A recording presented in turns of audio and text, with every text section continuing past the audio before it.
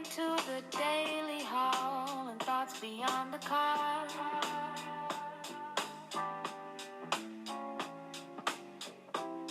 Who cares if you shop too much? 'Cause honey, you shop smart. You use savings apps, rebates and promo codes too. You know dollars saved are dollars earned. You know just what to do.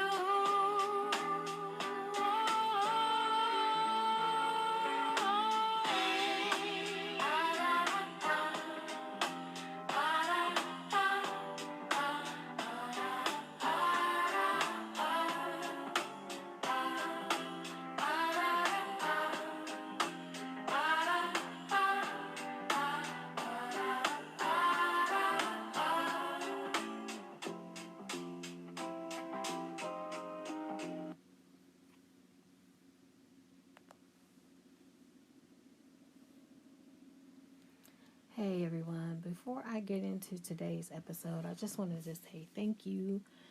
Thank you so much for being patient with me. I know it's been a minute and I've mentioned this before, so if you're new here, then you're just now, maybe you're just now learning. I'm not recording in a fancy studio. I normally just do this stuff on my iPhone, and unfortunately, I lost my iPhone. So today, I'm coming to you from my trusty iPad Pro. I'm making it work. That seems to be the kind of theme that I've been working with lately in my life. I'm just making it work. So let's go ahead and get into it. Now, on our last episode, we talked about GLP-1s, the medications, the conversations around them. It's pretty much all of it. But today we're going somewhere a little different. I want to talk about what happens in your head after your weight comes off. So first, let's actually define what we're talking about. We're going to be talking about body dysmorphic disorder, or BDD.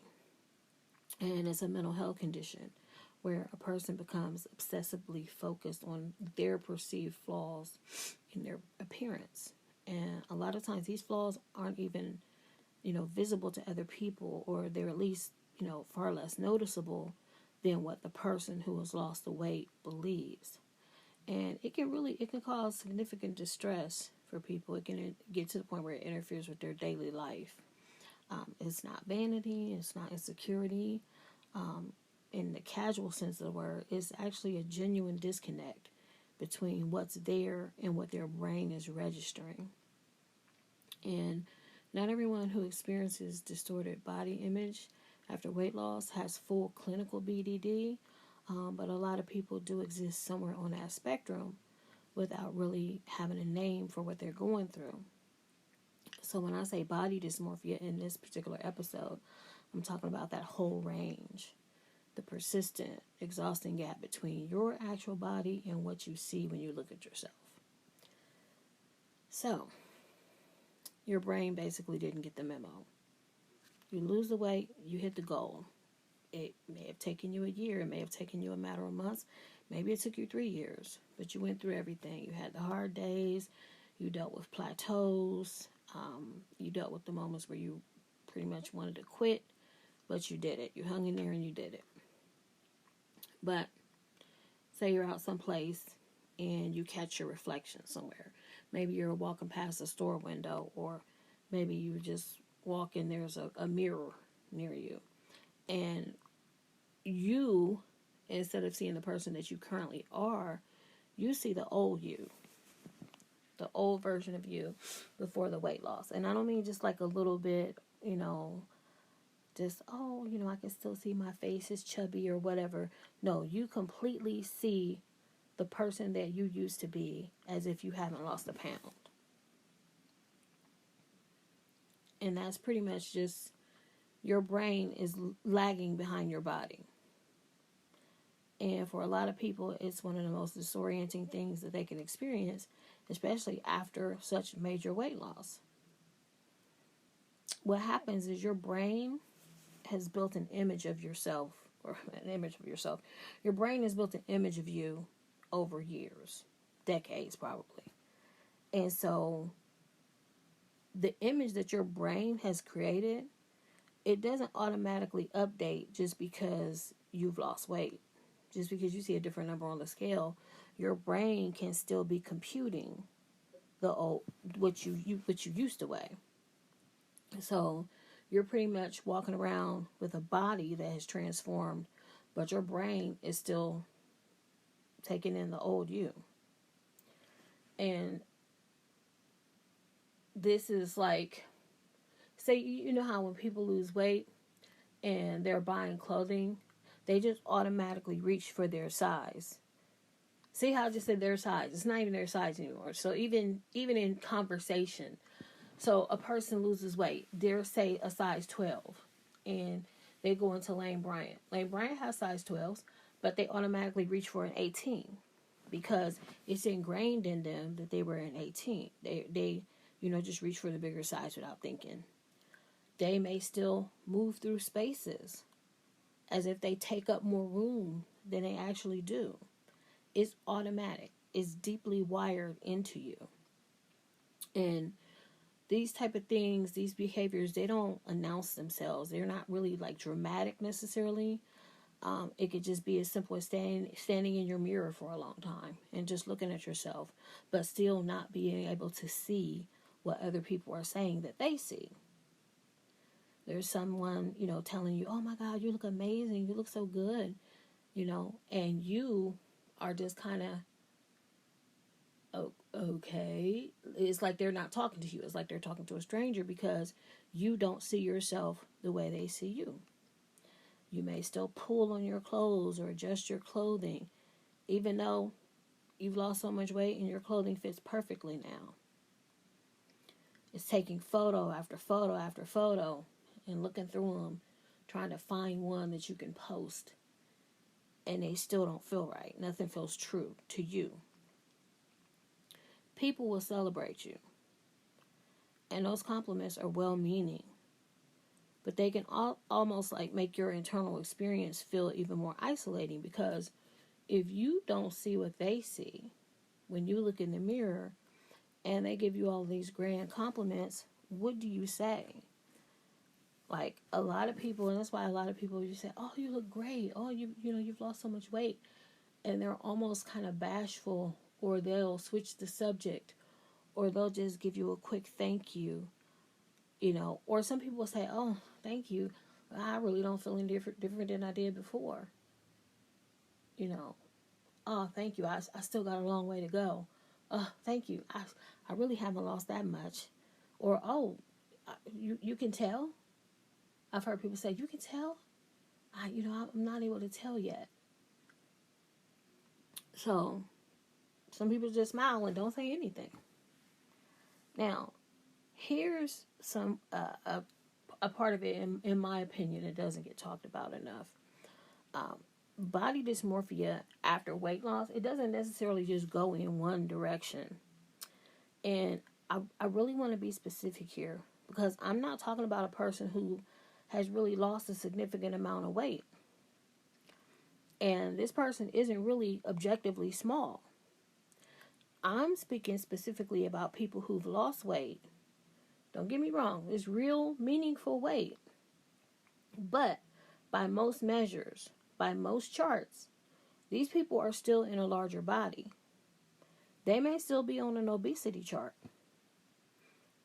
They just happen to be smaller than they've ever been. And what happens is their brains latch onto that, and then something shifts. Suddenly, that person may start to wear skimpy clothing. They may start to wear, clothing that they would never have worn before. Crop tops, form-fitting clothing, outfits that, would be more like a declaration than anything. And let me be clear. Dressing how you want to dress at any size is valid. That's your business. But a lot of times it comes with a mindset that's harder to look at honestly. Now, the thing that kind of irritates me in this situation is that a lot of those people who have lost minimal weight and are still, sizable individuals because of their mindset and feeling like they are smaller than they actually are. Those people, and I've witnessed this personally, they will start to talk down about other people who are still trying to lose weight. People who are probably earlier in their journey, or they're the size that they themselves were, not very long ago. And there's a subtle and sometimes not so subtle shift in how they speak about bigger bodies. There's a distance they're trying to create. Because I believe if they can separate themselves from where they were, then maybe they don't have to sit with how close they still are to it. So that's dysmorphia working in the other direction. It's just your brain is overcorrecting. So they can perceive themselves as being further along, further removed, fundamentally different, when the reality is a lot more nuanced than that. And it's worth addressing because it can cause real harm to other people. And it also means that that person themselves isn't, they're not seeing clearly. The weight loss became something to, just perform. It became almost like an act rather than, something that is happening to them, something that they're actually existing in. Now, social media, just the culture, period, it doesn't help because we live in a world where losing weight is treated like an automatic win. And I've experienced this personally because there was a time when I was very, very ill. And I dropped like 45 pounds. And I felt horrible. I really did. I felt so bad and so sickly. And my father, God rest his soul, he could not wrap his head around the fact that I was not jumping for joy. That somehow my weight loss did not cure my illness. He honest to God, he was so happy for me. And the fact that I was sickly did not register. And I said to him, I said, Daddy, I feel worse now than I felt when I was bigger. Like I feel terrible. I know you're happy that I lost weight, and I'm happy that I lost weight too, but I can't really enjoy it in this body because I don't feel well. I feel really bad. And what he said to me, he said, I wish you felt the way you look. Because you look great. You look great with all that weight off of you. You look really good. And I really wish you felt the way you look. And it's unfortunate because he was so focused on my looks. And this isn't a dig to my dad, but he was so focused on my looks that he almost felt like, it almost seemed like he believed that my looking better would be some sort of elixir that would make me feel better. Like the two went hand in hand. But that's not true. And so that's what happens to a lot of people who lose weight, and they have people around them who nobody asks, oh, well, and I'm talking close friends, not just random strangers. People who can have that type of dialogue with you. Nobody checks whether the process was sustainable. Is this something you can keep up with? How did you lose the weight? Do you have a maintenance plan in place so that you can keep the weight off? Nobody asks about a person's relationship with food. You have a lot of people who lose weight, and if it involves abstaining from food, then sometimes you can have issues with eating. I know people personally who there's almost like a fear of eating because they're like, they don't want to go back to their old body. And so they're like, no, I can't have this or I can't have that, so they develop this type of fear around eating. What's your relationship with food look like? Were you obsessed over this one thing? Have you started obsessing about something else? And the reason why people don't do that is because the results that we're seeing look like what, the thing that we've all been told that we want. You want to be smaller. So great, you're smaller now. So there's no need to question it. And when you're silent about the mental side of all of this, that just means that a lot of people are going through a lot of things and they're doing it alone. And I also want to mention the fact that this isn't a women's issue either. Men go through this. And oftentimes they go through it more quietly because the space for men to talk about body image is really small. Like, they have to deal with loose skin. Men have those unexpected body changes just like women do after a major loss. There's a whole big deal about muscle and physique.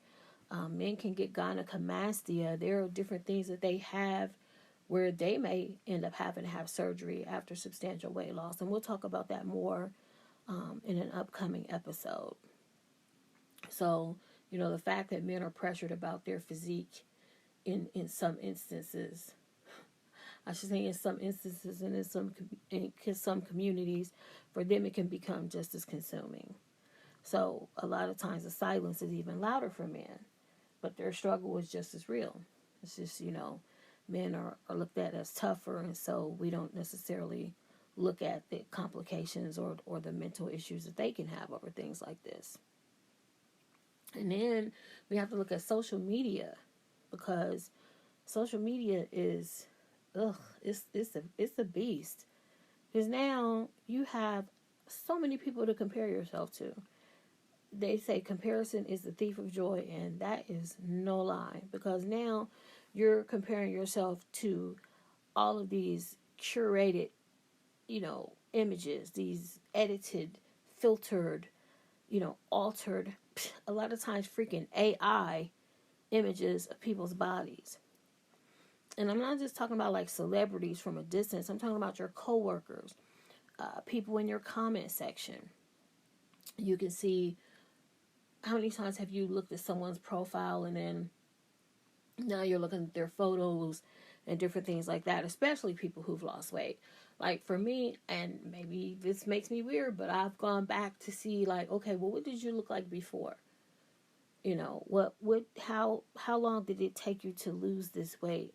Because a lot of times you see people disappear and then come back and they've got like washboard abs and they're telling you they did it one way, but a lot of times it's just not the truth. It's just not the case. And again, I'm getting ahead of myself. We'll talk about that in a later issue or later episode. So yeah, with social media, you deal with people who film themselves constantly, right? They're doing transformation videos. But these people, they're filming themselves in perfect light. You have people who are monetized, who they'll do their photos, they'll have their photos edited. You know what I'm saying? You're competing in an unfair game. And don't get me wrong, there's a lot of content out there that genuinely inspires people. But for a lot of people, it just teaches them that something is wrong with their body. You don't look like that person. You're not built like that person. You've been doing crunches for years and you don't have washboard abs. And again, I'm going to get to it in the next episode. But that's why it's important to not get caught up in what other people are doing, because a lot of times you are comparing yourself to an unattainable goal if you're just doing it in a certain way. You know what I'm saying? That person may have had some assistance that you're unaware of, and so now the playing field is not level. You know what I'm saying? So you're looking at someone who may have taken a different route than you, but they're just not being forthcoming with that information. So, what you're watching, it just wasn't obtained the way it's being presented. But again, we'll get into that in a later episode, because that truly deserves its own space. Okay? So, what actually helps with body dysmorphia? There's no simple answer to that. Here are a few things I just want to mention before I end the episode. Therapy. I have spoke about therapy before. I highly support it. I promote it. I believe in it. I stand by it. I know a lot of people feel like if you can't pray it away, it's not going away. But if it's a God thing, God gives people the ability to help others.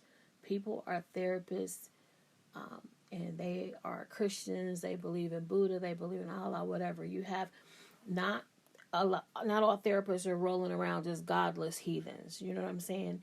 You can find a therapist that matches up to your religion if it's a religious thing where you feel like you don't want to go. And more importantly, if you decide to do therapy, you want to go to therapy with someone who understands body image. You want to speak to someone who understands what you're going through. That's going to make all the difference, because this sort of thing, it doesn't resolve on its own for everyone. And there is absolutely no shame in needing actual support to help your brain catch up with your body. There's just not. I would suggest that you slow down the relationship that you have with your mirrors. Constantly checking yourself, constantly looking at your appearance it's not going to give you more accurate information. It's really just going to feed that loop that has you, spiraling. Same thing with the scale. Your body fluctuates. I want to say, they say you weigh less in the morning than you do in the evening. Drinking water, just different things can play into your weight. Now, I have watched programs where people are on a weight loss program, but you have people who are weighing themselves daily. And I believe weighing yourself once a week is acceptable. But you have people who are just obsessive with the scale, just as obsessed as they are with looking in the mirror. So, again, I would take it easy on the scale as well. And I would suggest that you have at least one person in your life with whom you can be honest about everything. And I'm not just talking about the cute stuff. I'm not talking about, I lost 3 pounds, or, what do they call it? What's it? NSV, non-scale victories. I had a non-scale victory. No, I'm talking about a person that you can talk to about anything. The disorienting, the hard parts, the times when you hit a plateau and you don't want to do it anymore and you're ready to give up. Side effects from your GLP-1s, weird stuff that's happening to you. For some people on GLP-1s, you may get different weird side effects that you want to discuss with somebody. It helps to have someone in your orbit with whom you can be transparent. And not only you can be transparent, you can trust them to not parrot things back to you, or worse, discuss you with other people. So, have somebody in your corner. So, if any of this resonated with you, and you feel like you're in a place where, your thoughts, the things that you're dealing with, are more than you can manage by yourself, there is the Alliance for Eating Disorders. They have a helpline, and their number is 866-662-1235. And they can connect you with a support that's actually going to be specific to whatever you're going through. So our next episode, we're going to have I promise I can talk. It is so late, but I'm up recording anyway. So we're going to talk about the surgery conversation. We're going to have a real conversation about surgery. We're going to talk about traveling for surgery, whether you should or not. And again, these are my personal thoughts on these things. So this isn't me telling you what to do, what you should or shouldn't do. This is just me having a little discussion with you. So if you made it this far, I appreciate you. Thank you for listening. If you ever want to chime in, or if you ever want to have a conversation, look, I almost made it through before Bixby started making his little background noises. That's my new doggy, my new baby. He only weighs 6 pounds, and he's so little, but he is such a noisy sleeper, and he's right here with me.